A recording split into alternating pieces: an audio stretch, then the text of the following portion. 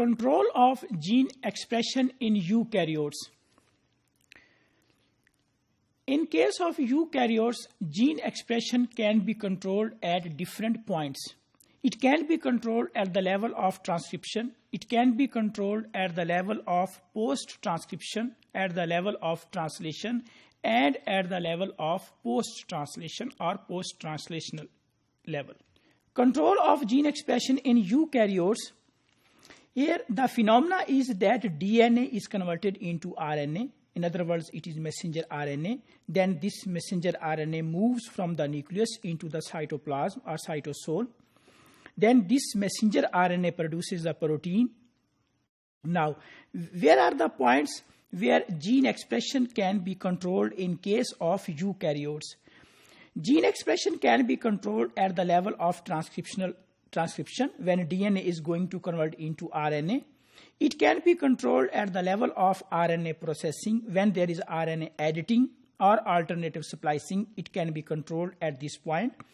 When there is a movement of messenger RNA into the cytosol, RNA transport can also be controlled.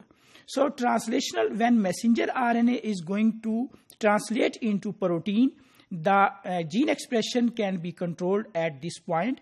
And once the protein is produced, it can be inactivated. So gene expression in case of eukaryotes can also be controlled here. So these are the checkpoints where gene expression can be controlled in case of eukaryotes at the level of transcription, at the level of RNA processing, at the level of RNA transport, at the level of translation, or once the protein is produced, it can even be degraded by the microRNAs. Control of gene expression in eukaryotes can be by chromatin modification. It can be due to the chromatin modification. DNA is methylated, histone is acetylation. Control of transcription, alternative splicing, degradation of messenger RNA, and blockage of translation. So these are all checkpoints where the gene expression in case of prokaryotes can be controlled. A eukaryotic gene with control elements. Here we can see that this is a eukaryotic gene that consists of exon, exon, and intron. Here is the poly A tail. Here we can see that this is the promoter region of the gene, and here are the sequences which are called as proximal control elements. Then there are sequences which are called as distal control elements. Distal control elements can be in the form of enhancers or silencers, while in case of proximal control elements, they can be in the form of promoter, where there is attachment of the RNA polymerase or there is the attachment of the journal transcription factors. So journal transcription factors, they bind here and they control the expression, while the specific or special transcription factors, they bind in the region of enhancers or silencers. Control of transcription. Control elements, they can be enhancers and silencers. Transcription factors, that is DNA binding activators and repressors.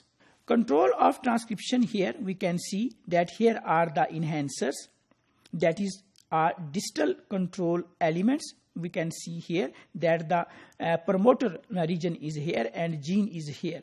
So along with the gene, there is a promoter region where there is data box, and far away there are the sequences which are called process. अब क्या होगा जो client transcription of the genes. Another method by which eukaryotic genes can be controlled or their expression can be controlled is the alternative splicing. Alternative splicing is that one gene can produce हम आते हैं तीसरे method की तरफ RNA, or it can produce more than one proteins. So gene expression in case of eukaryotes can also be controlled with the help of alternative splicing.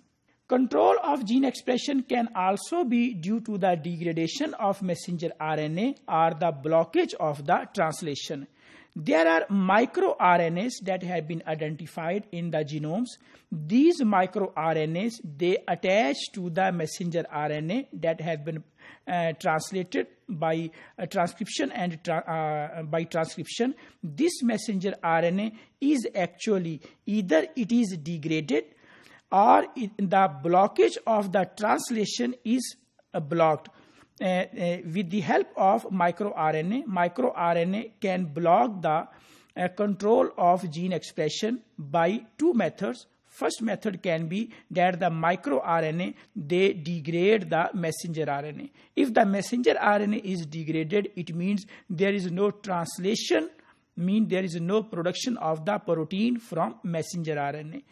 And it can also block the translation when the microRNA, they will bind to the complementary messenger RNA, so they will block the translation. So by two different methods, gene expression can be controlled at the level that if microRNAs, either they degrade the messenger RNA or they block the translation. Control of gene expression can be in the form of post-translation. Post-translation can be the protein processing and the movement of the protein or the transport of the protein. Control of enzyme activity by effectors and inhibitors. Proteasomes degrade ubiquitin tagged proteins. So here is that protein to be degraded, that is the protein, ubiquitin, and there is a proteasome, and the protein entering into the proteasome, this protein will enter into the proteasome, and this proteasome will degrade the polypeptides. Proteasome and ubiquitin will be recycled, while the protein, this was the actual protein, this protein will be degraded into the polypeptides, or it will be no more functional. So this is another method that how genes can be controlled at the level of post-translation. So there are different control points in case of eukaryotic gene expressions.